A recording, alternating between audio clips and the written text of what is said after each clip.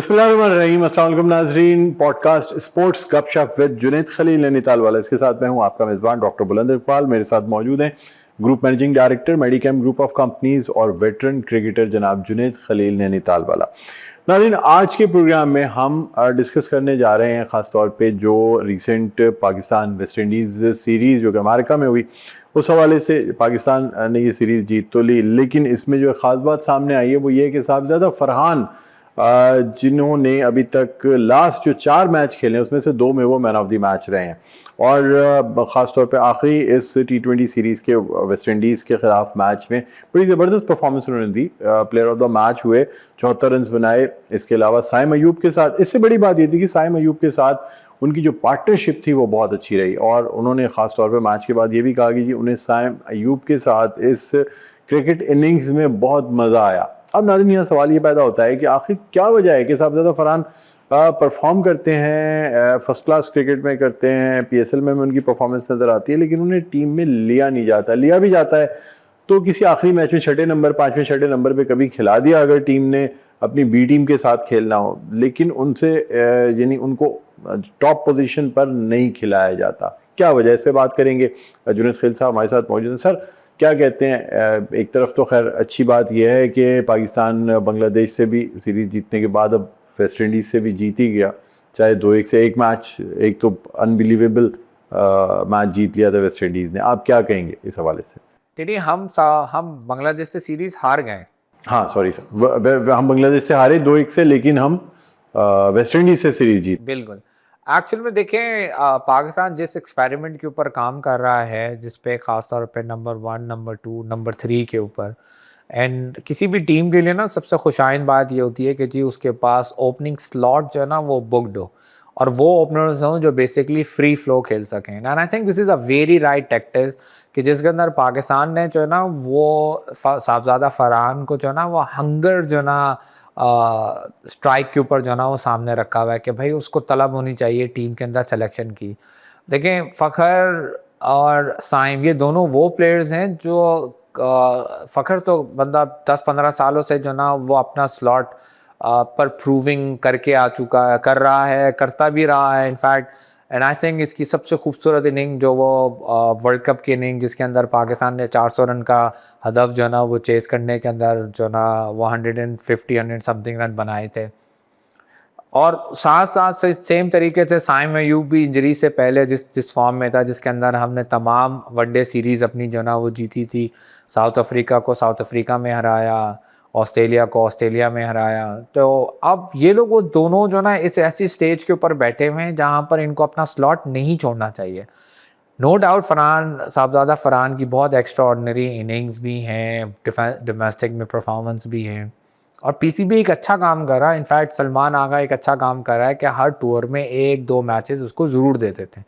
उससे वो बेसिकली डिसार्ड भी नहीं होता और उसको मौका भी मिल जाता है अपनी क्लास प्रूफ करने के लिए। और दूसरा फ़ायदा हमें ये होता है कि जो ये दोनों हैं, जो साइम अयूब और फ़खर ज़मान हैं, वो अपने टोस पर आ जाते हैं। दे नो कि there is a youngster who can easily replace him and he has the capability to replace us. ये वो गेम है जो पूरी टीम के अंदर जो ना वो मौजूद होना चाहिए और हर स्लॉट के ऊपर 2-2 लड़के, 3-3 लड़के जो ना होना चाहिए। यही इंडिया इस वक्त कर रहा है, हर स्लॉट पे 3 लड़के खड़े हुए। आज देखें, टेस्ट मैच के अंदर जो ना बुमराह नहीं खेला, इंडिया फिर भी टेस्ट मैचेस जीत गया। आपका ऑस्ट्रेलिया के अंदर भी सेम यही चीज़ है कि अगर उनके प्राइम प्लेयर्स नहीं खेलते, भी वो पूरी वेस्ट इंडीज़ से सीरीज़ 5-0 जीत कर गए हैं। उसके अंदर कमिंग्स नहीं खेल रहा था, स्टार्क नहीं खेल रहा था, आपका हेज़लवुड नहीं खेल रहा था। ये वो सारे उनके प्राइम प्लेयर्स हैं, उनके जूनियर्स आए, उनकी रिप्लेसमेंट जो है ना वो प्रॉपर तरीके से हो गए। तो आई थिंक ऐसा ही हमें करना चाहिए और इसी तरीके से हमें चलते रहना चाहिए कि हमें लड़के को मौका भी देना चाहिए और साथ-साथ उसको बेंच पे भी बिठाना चाहिए। हमें 1 डाउन के ऊपर भी ऐसे ही काम करना चाहिए, 2 डाउन के ऊपर भी ऐसे काम करना चाहिए। मैंने सीरीज़ में भी और बांग्लादेश की सीरीज़ के अंदर भी देखा कि सलमान अली आगा लड़कों की शफलिंग के अंदर बड़ा काम कर रहा है। कभी हसन नवाज़ ऊपर आ रहा है, जैसे कल के मैच में हमने देखा कि हारिस को जो ना इन्होंने टॉप ऑर्डर पे भेज दिया। हमने परसों के मैच में देखा कि हारिस बिल्कुल जो ना 6-7वें नंबर के ऊपर आ रहा है। फिर हमने देखा हसन नवाज़ को उन्होंने ऊपर भेज दिया। फिर उन्होंने हसन अली को हसन नवाज़ जो आपका जो फास्ट स्पिन बॉलर है उसको, उससे जो ना उन्होंने ऑलराउंडर जो ना वो कर दिए। देन आई थिंक कि ओवरऑल एक्सपेरिमेंटल चल रही है। शायद ये T20 वर्ल्ड कप जो 2026 में होने वाला है उसकी टीम तैयार की जा रही है। साहबजादा फरहान का आप स्पॉट देख रहे हैं T20 वर्ल्ड कप के लिए? ये इस पे बड़ी बातें की जा रही हैं और ये अब भी सोचा जा रहा है कि अब भी क्या फुल टाइम प्लेयर के तौर पे साहबजादा फरहान को ये ओपनिंग स्लॉट दी जाएगी या फ़खर जमान और बाकी लोगों पे अब भी इन्हिसार किया जाएगा। जबकि कहा ही जाता है, फ़खर जमान के लिए नो डाउट कहा जाता है कि जब वो चलते हैं तो पाकिस्तान की टीम मैच जीते। कब चलेंगे तभी मैच जीतेगी। क्या कहेंगे आप? देखिए ओवरऑल अगर आप फ़खर के ऊपर बात करें तो मतलब ही ऑलरेडी प्रूवन हिज क्लास और उसके बाद कभी भी जो है ना मतलब बहुत बड़ा जो है ना वो बैट पैच नहीं आया। In fact he is the only player जिसने वनडे के अंदर पाकिस्तान के लिए 200 रन जो है ना वो स्कोर किया है। तो आई डोंट थिंक सो कि हमें इस बारे में बहुत ज़्यादा सोचना चाहिए। हमें फ़खर से भी ज़्यादा, साइम से भी ज़्यादा, साहबजादा फरहान से भी ज़्यादा पाकिस्तान और पाकिस्तान क्रिकेट के बारे में सोचना चाहिए। और ये पाकिस्तान क्रिकेट के लिए बहुत अच्छी बात है कि एक स्लॉट के लिए 3 लड़के जो है ना वो लड़ रहे हैं और उनको ये मालूम है कि अगर हम परफॉर्म नहीं करेंगे तो यार मेरी जगह जो है ना यहाँ से चले जाएगी, जो माजी में हमारे साथ नहीं हो रहा था। अगर हम देखें जो हमारी क्रिकेट ख़राब हुई तो एक बड़े अरसे तक हमारे ओपनर्स परफॉर्म नहीं कर रहे थे, बट वी सेज कि भाई हमारे पास रिप्लेसमेंट नहीं है। हमारा वन डाउन परफॉर्म नहीं कर रहा था, अभी हम हमेशा से बोलते थे हमारे पास रिप्लेसमेंट नहीं है। आज कम से कम हम ये तो बोल सकते हैं कि ओपनिंग स्लॉट के ऊपर हमारे पास 3 ऐसे लड़के हैं जो बेसिकली एक दूसरे को आराम से रिप्लेस कर सकते हैं। That's basically a good point और इसी पॉइंट के ऊपर हमें काम करना चाहिए और हमेशा से हमें किसी एक इंडिविजुअल से ज़्यादा टीम के बारे में सोचना चाहिए और ये सोचना चाहिए कि हम विनिंग कॉम्बिनेशन किस तरह से बनाएं और रोटेशन किस तरीके से करें। रोटेशन का फ़ायदा ये होता है कि जैसे अभी फ़खर को इंजरी हो गई, हैमस्ट्रिंग जो है ना उसका खिंच गया, वो 2-3 महीने के लिए जो है ना वो रेस्ट के ऊपर होगा, रिकवरी के ऊपर होगा। हम सोचेंगे हमारे पास प्लेयर नहीं है। अब नाउ वी नो कि भाई हमारे पास साहबजादा फरहान भी मौजूद हैं, हमारे पास साइम अयूब भी मौजूद है और हमारे पास ओपनिंग स्लॉट के लिए जो ना अब्दुल्ला शफी जैसा जो ना वो प्लेयर भी जो ना वो मौजूद है। तो overall we are not short of a players, बस हमें प्रॉपर तरीके से रोटेशन के ऊपर ही काम करना चाहिए। सर आप क्या समझते हैं कि क्या परफॉर्मेंस ही प्लेयर की प्लेसमेंट का सबब बनती है या बोर्ड में अभी फेवरेटिज्म है, सेलेक्टर्स अब भी अपने मनपसंदीदा प्लेयर्स को ज़्यादा चांस देते हैं, या एक न्यूसेंस वैल्यू बन जाती है किसी भी प्लेयर की थोड़ी सी इंटरनेशनल क्रिकेट खेल के कि फिर उसकी ख़राब परफॉर्मेंस पे भी उसको जल्दी रिप्लेस नहीं किया जाता? क्या कहेंगे आप? देखिए फेवरिज्म तो है, उसको तो कभी भी पाकिस्तान क्रिकेट जो ना रिप्लेस नहीं कर सकी, बट कहीं आप अदर वे अराउंड भी देखें। जैसे पाकिस्तान क्रिकेट ने ना साइम अयूब के ऊपर बड़ी इन्वेस्टमेंट की है और उसको बहुत अनड्यू जो ना वो चांसेस जो ना दिए। इनफैक्ट हमने जब PSL शुरू हुआ और हमने PSL के अंदर उसकी परफॉर्मेंस देखी, फिर वो बांग्लादेश टूर के ऊपर जब टीम सेलेक्ट हुई, फिर बांग्लादेश टूर के बाद जब पाकिस्तान बांग्लादेश गई तो उसकी पूरी हमने परफॉर्मेंस देखी, तो उसकी बहुत ही लो परफॉर्मेंस जो ना वो आ रही थी, बट फिर भी PCB जो ना उसके पास टिक रही और वी वर वेरी सरप्राइज कि कराची का लड़का होकर उसको इतनी ज़्यादा चांस कैसे दे दिया गया। कभी कभी बायस जो ना वो बिल्कुल होती है, फेवरिज्म बिल्कुल होती है, लड़कों को सपोर्ट भी होती है, लड़कों को फ़ायदा भी होता है, लड़कों को नुकसान भी होता है और ये हमारा जो ना वो मतलब क्रिकेट का हिस्सा है। बट देखें सिलेक्शन जो है ना वो 19, 20 और 21 के दरमियान में होती है। कोई भी सेलेक्ट जो ना वो 17 या 18 नहीं हो सकता। क्लास होती है, दोनों की बराबर क्लास होती है तो फेवरिज्म जो ना मिल जाता है। दोनों बराबर आते हैं तो एक को जो ना वो आगे चांस दे दिया जाता है, बट बहुत बड़ा डिफरेंस के ऊपर नहीं होता। टैलेंट होता है, क्लास होती है, परफॉर्मेंस होती है और फेवर होती है तो आपकी सिलेक्शन आती है। इनमें से कोई भी एक चीज़ कम होती है तो आपकी फेवर नहीं आती। हम नॉर्मली लड़के जो बहुत ज़्यादा मेरिट कहते हैं, वो कोशिश ये करते हैं कि अगर सिलेक्शन 100 के ऊपर हो रही है तो हम अपना क्राइटेरिया 120 बना के रख लें और वो 120 को फोकस कर रहे होते हैं।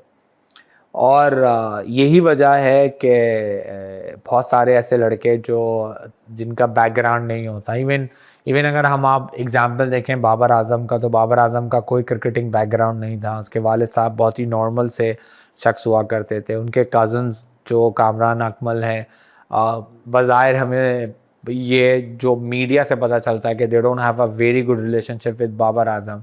वो अपने मेरिट के ऊपर, अपने परफॉर्मेंस के ऊपर ही एक पोजीशन के ऊपर आया। आगे जो भी हुआ दैट्स एन हिस्ट्री, बट ऐसा नहीं हो सकता कि कोई बिल्कुल फारिग क्रिकेटर जिसको क्रिकेट नहीं खेलने आती और वो पाकिस्तान से आके जो है ना वो क्रिकेट खेल जाए।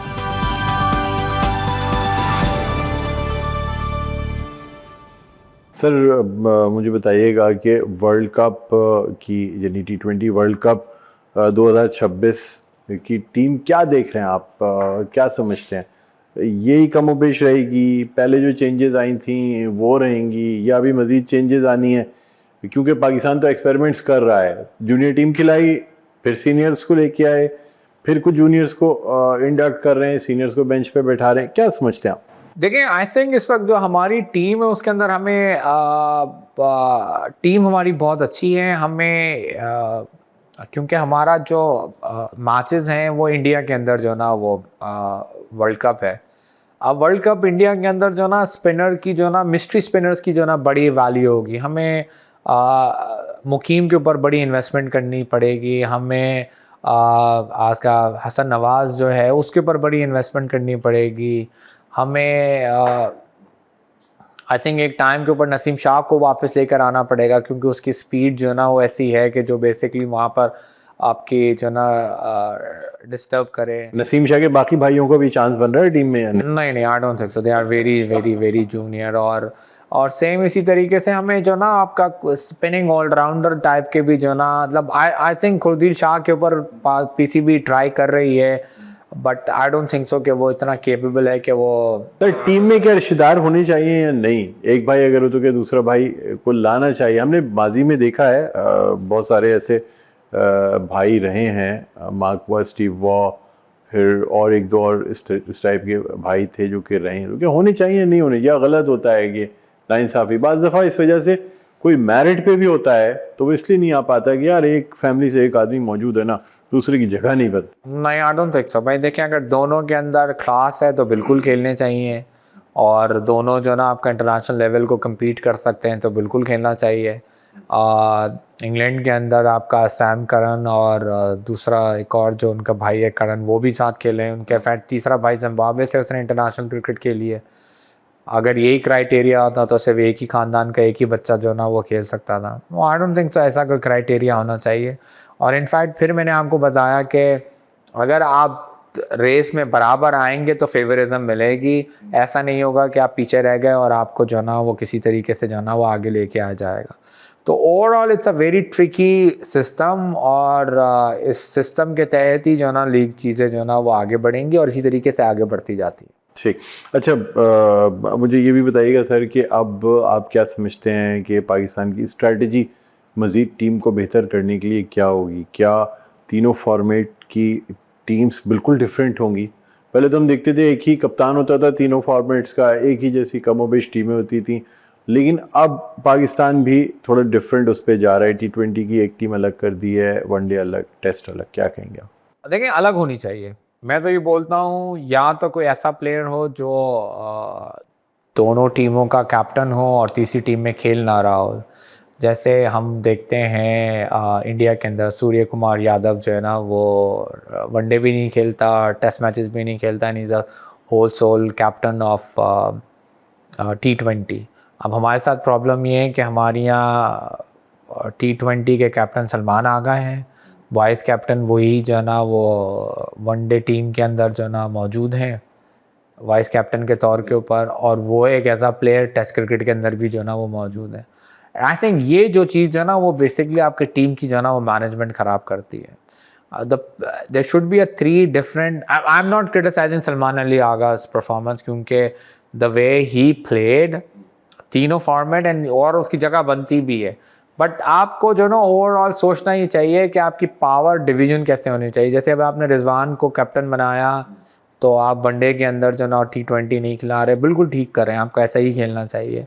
अब सेम इसी तरीके से आपको टेस्ट क्रिकेट के बारे में भी सोचना चाहिए। अब टेस्ट क्रिकेट चैम्पियंस भी जो ना वो एक इतना बड़ा कप हो गया, उसके बारे में भी आपको सोचना चाहिए कि उसकी टीम का फॉर्मेट कैसा होना चाहिए, उसमें कौन लड़के खेलने चाहिए, उसकी अलग लीग्स बनानी चाहिए, उसकी अलग जो है ना वो मतलब उसकी पूरी तैयारी करनी चाहिए जिस तरीके से बाकी टीमें जो है ना वो करती हैं। बट पाकिस्तान के अंदर जो है ना चीज़ें जो है ना बहुत शॉर्ट फॉर्मेट्स के ऊपर बात होती है। एक महीने पहले कुछ और स्टोरी होती है, एक महीने के बाद। आप भी समझते विद टाइम टेस्ट क्रिकेट जो है ऑब्सलीट होती जा रही है पूरी दुनिया से। अब shorter format of cricket is taking place. पहले कहा ही जाता था कि जी वनडे भी कुछ नहीं है, limited overs are nothing to जज a team for cricket. Actually test cricket है जिसमें 2 इनिंग्स एक टीम को जज करने का मौका मिलता है। और पहले के क्रिकेटर वनडे की जीतने वाली टीम को टीम मानते ही नहीं थे। वो कहते थे यार टेस्ट खेलेंगे, टेस्ट सीरीज जो टीम जीतेगी वो होगी अच्छी टीम। आप समझते हैं आप ऐसी बात रह गई है। अब जिस तरह दुनिया फास्ट होती जा रही है, अब shorter format of cricket is more enjoyed and it is considered to be more authentic cricket. देखिए ऑथेंटिकेशंस तो नहीं है, ऑथेंटिकेशंस तो बेसिकली टेस्ट क्रिकेट ही है इनफैक्ट। और उसके बाद अगर आप किसी को वैल्यू देंगे तो वो बेसिकली फिर भी वनडे है, क्योंकि आपके अंदर उसके अंदर डिफरेंट डिफरेंट मौके आते हैं कम बैक करने के और मैच जीतने के और हारने के। ओवरऑल अगर आप मुझसे कहें कि जी आइंदा आने वाले वक्तों में टेस्ट क्रिकेट डाई डाउन हो जाएगी, तो ऐसा नहीं होगा। अब हम कंटिन्यू जो ना एक इंटरेस्टिंग सीरीज़ देख रहे हैं। अभी थोड़े दिनों पहले इंडिया और इंग्लैंड की सीरीज़ हुई है और हमने देखा कि टग ऑफ वॉर कैसे चल रही थी। एक टाइम पे हमें ऐसा लग रहा था कि इंग्लैंड वाइट वॉश कर देगी। दूसरे मैच में हमने देखा ऐसा लगा कि जैसे इंडिया जो ना पूरी डोमिनेट करते हुए आई है। तीसरे मैच में अगेन इंग्लैंड ने डोमिनेशन की, बड़ा अच्छा चेस डाउन किया। चौथा मैच इंडिया ने सर्वाइव करके जो है ना वो आपके 1.5 दिन जो है ना वो उसको ड्रॉ किया। 5वें टेस्ट के अंदर हमें ऐसा टाइम में लगा कि अब इंडिया जो है ना बिल्कुल पेपर आउट हो गया है, ख़त्म हो गई है, कि नॉट विन। उन्होंने कम बैक की। उन्हीं की उसी टेस्ट के दरमियान में हमने देखा कि इंग्लैंड पूरा डोमिनेट कर रही थी। अब ऐसा लग रहा था कि अब हम ये टेस्ट मैच जो है ना वो वन साइड हो गया है। और बाद में हमने देखा कि वो 6 रन से जो है ना वो इंडिया वो टेस्ट मैच जो है ना वो जीत गया। तो आई डोंट थिंक सो कि और फिर इसी तरीके से हमने टेस्ट चैंपियनशिप का जो है ना फाइनल देखा कि किस तरीके से साउथ अफ्रीका ने जो है ना कम बैक करके जो है ना वो फाइनल जीता। तो आई थिंक इंटरेस्ट जो है ना वो आहिस्ता आहिस्ता पैदा हो रहा है। आईसीसी जो ने ये काम किया है कि टेस्ट टीम को 2 हिस्सों में डिवाइड किया, and I think that's a very right move. आप हर टीम का स्टैंडर्ड जो है ना वो मॉनिटर होना चाहिए। और यहाँ पर हम बीइंग अ पाकिस्तानी हमें शर्म ज़रूर आएगी कि हम एक स्टेप डाउन है। बट आप ये भी तो देखें ना कि जब हम टेस्ट मैच खेल रहे होते हैं तो हम वेस्ट इंडीज़ जैसी टीम से हार जाते हैं, हम बांग्लादेश टीम से जो ना वो ड्रॉ करके बैठे हुए होते हैं। तो आप सिर्फ और सिर्फ ये सोचते हुए कि यार हम पाकिस्तान हैं और हमें टॉप लीग क्रिकेट खेलनी चाहिए और इसी को हम कंटिन्यू करें, तो ऐसा नहीं होगा। और वो टीमें जो कंटिन्यू परफॉर्म कर रही है like Australia, south Africa, New Zealand. हमने देखा न्यूजीलैंड ने किस तरीके से इंडिया को इंडिया में जाके जो है ना वो हराया। आपका सेम इसी तरीके से India, so they deserve our top spot. अब हमारा ज़माना नहीं है, एक ज़माने में हम भी टेस्ट क्रिकेट नंबर 1 हुआ करते थे। हमारे पास मिसबाउल हक हुआ करते थे, यूनुस खान हुआ करते थे। उनसे पहले मोहम्मद यूसुफ होते थे, इंजमामुल हक होते थे। अब हमारे पास तो जो है ना वो लॉन्ग इनिंग्स खेलने वाला लंबी देसी घोड़े कम हो गए। लेकिन टेस्ट क्रिकेट भी चेंज हो गई है, बट हम टेस्ट क्रिकेट अडॉप्ट नहीं करे। अब हमने देखा कि किस तरीके से तेज क्रिकेट खेली जाती है। एक ज़माने में ऐसा होता था कि हम टेस्ट क्रिकेट खेलें और फाइनल लेग खड़ा कर दें तो जो ना लोग थर्ड मैन खड़ा कर दें तो लोग क्रिटिसाइज़ करते थे। और आज हमने देखा कि पॉइंट भी पीछे खड़े होते हैं क्योंकि उनको पता है कि ये फिर भी शॉट्स मारेगा। हमने इनिंग में देखा हैरी ब्रूक जो है ना वो किस तरीके से खेल रहा था। 98 बॉल्स के ऊपर 110 रन बनाए, वो आउट जिस तरह से हुआ। अगर ये पाकिस्तान क्रिकेट में होता तो लोग जो ना सुबह हमारा न्यूज़पेपर भरा हुआ होता। बिल्कुल डिफरेंट जो ना स्टोरीज़ हैं। अब मैच जीतने और हारने के लिए खेला जाता है और प्रॉपर तरीके से खेला जाता है। हमारी तरह नहीं खेलते। ज़्यादा पैसे भी तो शॉर्टर फॉर्म ऑफ क्रिकेट में है सर। देखिए पैसे बिल्कुल आप सही कह रहे हैं, लेकिन ग्लैमर भी शॉर्ट फॉर्म ऑफ अगर सिर्फ और सिर्फ पैसों के ऊपर खेल रहा होता तो हैरी ब्रूक जो ना आईपीएल के लिए मना नहीं करता, क्योंकि उसको टेस्ट क्रिकेट जो ना की प्रिपरेशन करनी थी। इनफैक्ट इवन जो कि इंग्लैंड का कैप्टन है स्ट्रोक, उसने भी जो ना वो क्रिकेट से जो ना अपने लॉन्गर फॉर्मेट को जो ना चूज़ किया। तो पैसे बिल्कुल हैं, but still they are love of a game. और अभी जिस तरीके से आईसीसी कोशिश कर रही है, एंड आई होप जिस तरीके से अब कंटिन्यू टेस्ट मैचेस के रिजल्ट्स आ रहे हैं और जिस फॉर्मेट से वो खेल रहे हैं, overall I think test cricket जो है ना दोबारा कम बैक करेगी। सर क्या मैसेज देना चाहेंगे इंटरनेशनल क्रिकेट के हवाले से, पाकिस्तान टीम और उसकी परफॉर्मेंस के हवाले से? देखिए मेरे अपने ख्याल के मुताबिक पाकिस्तान क्रिकेट को जो ना ग्राउंड के अंदर परफॉर्म करना चाहिए रादर देन जो ना वो सोशल मीडिया और इन सारी चीज़ों से थोड़ा सा दूर रहना चाहिए। अपनी परफॉर्मेंस को देखें, अच्छा और बुरा टाइम दोनों ही जो ना वो आते हैं, चैलेंजेस आते हैं, सर्वाइवल की जंग होती है। पाकिस्तान क्रिकेट इस वक्त जो ना वो आईसीयू के अंदर जो ना वो लेटी हुई है और यही वो प्लेयर्स हैं जो हमें वापस लेकर आएंगे कोई अच्छा सा कोई बड़ी ट्रॉफी जीत कर, जो एक ज़माने के अंदर T20 वर्ल्ड कप जीत कर जो है ना यूनुस खान लेकर आए थे। उसके बाद सरफराज अहमद जो है ना वो चैम्पियंस ट्रॉफी जीत कर लेकर आए थे। तो I think it's a time कि अब हमें कोई ना कोई एक बड़ा कप जो है ना वो जीतना चाहिए और हमें मुत्तहद होकर खेलना चाहिए। At the end of the day Pakistan है तो हमारी रिकग्नाइजेशन है, अदरवाइज वी आर नथिंग।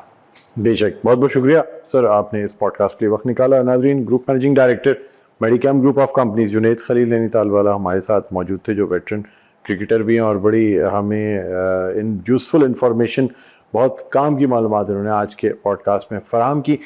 आज के पॉडकास्ट का वक्त जो है ना अब अपने अख्ताम पर पहुंचता है। मुझे बुलंद इकबाल को और जुनैद खलील नैनीताल वाला को आज के इस पॉडकास्ट से इजाज़त दीजिए। अपना बहुत ख्याल रखिएगा। अल्लाह हाफ़िज़।